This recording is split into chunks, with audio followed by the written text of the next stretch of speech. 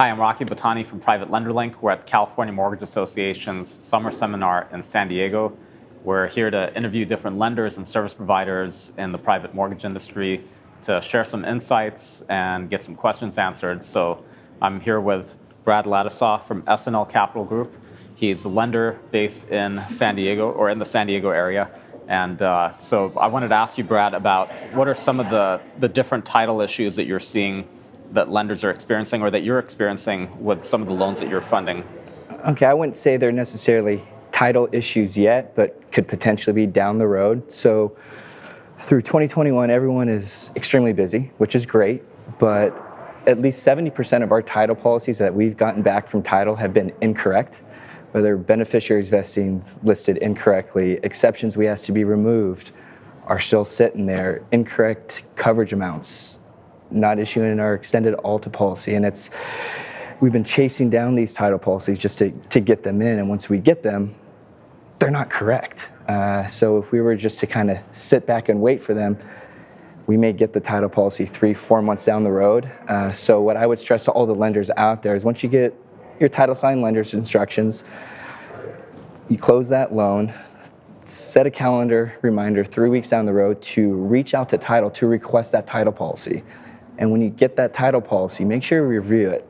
Get your lender's instructions, match it up with that title policy, make sure all those items I listed are actually correct. Because the last thing you want to experience is a title claim or issue come up 9 months down the road.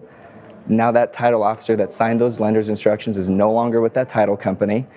You've had that title policy in your possession for, call it 7 months, and is title going to fight it, or are they going to acknowledge and honor those lender's instructions? So I just think it could avoid a lot of potential headaches down the road to be pertinent, to make sure you follow up, and then once you get it, review it. And I think it could avoid a lot of potential title issues down the road. So that's the biggest thing I've seen.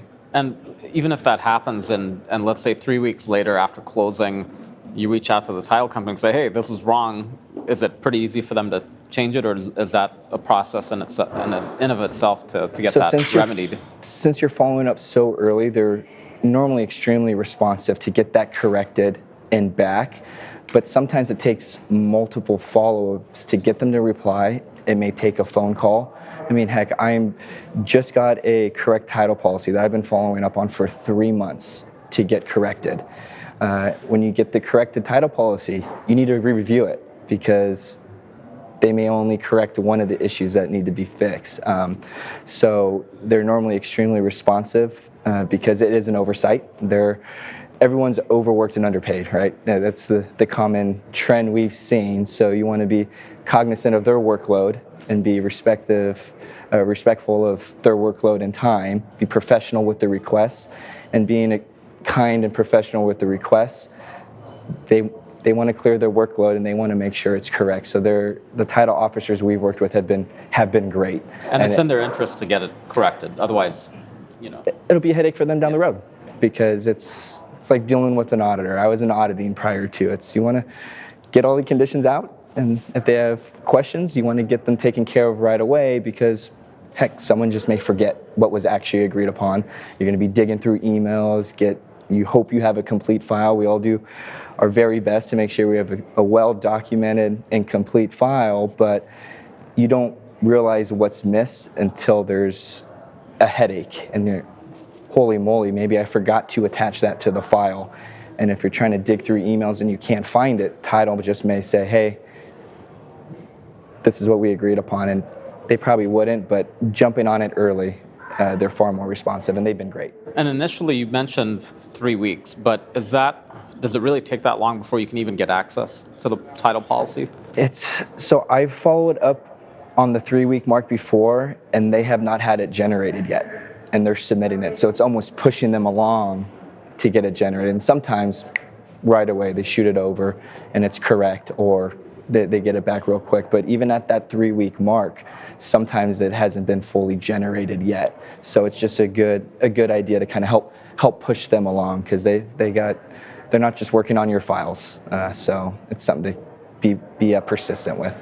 So if lenders aren't really adamant about this, do they just typically rely on the title company and say, oh, well, they probably did everything right and they don't do anything, Well, and they don't request a policy? in a perfect world, everyone would do what they say they're going to do, and everyone's perfect.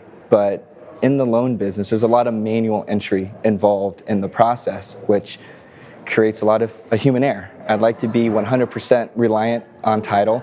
I like to be 100% reliant on our borrowers to finish their rehabs within a week and a half or a month and a half, like they say, but that's just not reality. So it's just important to trust but verify, and errors will happen across the board, but it's just staying on top of it will help create some headaches down the road. Okay. So moral of the story is, if you're a lender, as soon as the closing is done, within that, as soon as you can, get a hold of the title policy and just double check everything. Yeah, that's one of many things, but have your post-closing checklist, have your policies and procedures in place, and stick to it. And if it's not documented, it's not done. And it's very hard to keep everything in line when you're working on multiple closings at one point in time. It's very easy to let things slip through the cracks. So just stick to those policies and procedures and get them documented. All right, cool. Well, thank you for sharing that with all of us. And if you're a real estate investor, mortgage investor, mortgage broker, or even another private lender in California, reach out to Brad at S&L Capital, and he's always happy to share some insights with you. Thanks for your time, Rocky. All right, thanks.